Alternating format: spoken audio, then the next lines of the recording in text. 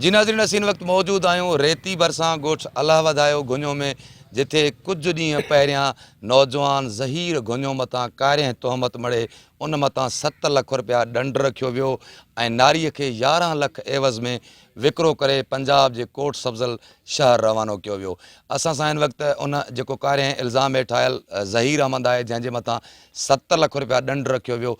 अचो त उन नौजवान ज़हीर गुंजो जे वालिद सां ॻाल्हि ॿोल कंदासीं त जरगे जो केस दाख़िल थियण खां पोइ जेको आहे जरगाई भोतारनि ऐं नारी जे वारसनि हिननि सां कहिड़ो रद्द अमल ज़ाहिर कयो आहे। अचो त वधीक नौजवान ज़हीर गुंजो जे वालिद ऐं उनजे वारसनि सां ॻाल्हि ॿोल था कयूं। अॼु वरी फुटियूं खणंदा पिया, मुंहिंजे भाइटे खे धक मारिया अथनि, लेबर सॼी भॼई अथनि, 25 माण्हू फुटी खणी विया। छा नालो भाइटे जंहिंखे धक हया? इरफान खां। अच्छा, उहो छाजे करे भला?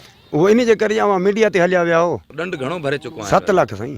न उन में पैसा कुझु रहियल आहिनि? हा, घणा रहियल? 50,000 ॾिनो आहे, 6.5 लख ॾियणा आहिनि। 6.5 लख ॾियणा आहिनि? हा, ॾिनो 50,000? हा हा। मुंहिंजो पुटु उन टाइम हुयो ई कोन, कराची हुयो। उते उन्हनि सां मुंहिंजो पुटु वरी वियो, उन्हनि खे पाणी ॾियणु, उते उन्हनि सां विढ़िया आहिनि, उन्हनि खे भॼायो अथनि, सॼा निकिरी करे हाणे घर वेठा आहिनि अची।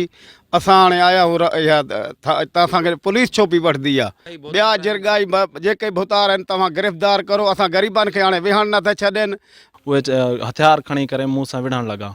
10 ॼणा हुया, जंहिंमें माना ॿिया पुरना बीठा हुया, ॿिया हथियार खणी मूंखे मारियूं पे। जिन इरफान नालो आहे, जंहिं ते मूंखे मज़ूरनि छॾायो, मज़ूरनि जे ज़िफ़न असांखे छॾायो। उन अॻु अची विया, पोइ उन्हनि छॾा करे पोइ मुश्किल सां मुंहिंजी जान बचाई अथऊं। मूंखे सिधो हयूं पे, 25 माण्हू फुटी बि खणी विया। हिननि जो इहो चवणु आहे त जेके जवाबदार आहिनि, जरगाई भोतार आहिनि, उन्हनि खे फौरी गिरफ़्तार करे असां सां इंसाफ़ कयो वञे। ज़रूरत इन ॻाल्हि जी आहे त जेके जरगाई भोतार आहिनि, जरगो कंदड़ आहिनि, उन्हनि खे कानून जे कटहड़े में आंदो वञे त जीअं हिननि ॻोठाणनि सां इंसाफ़ थी सघे। कैमरामैन वाशूराम अलियाणीअ सां गॾु आज़म सोहरियाणी, टाइम न्यूज़, ॾहरकी।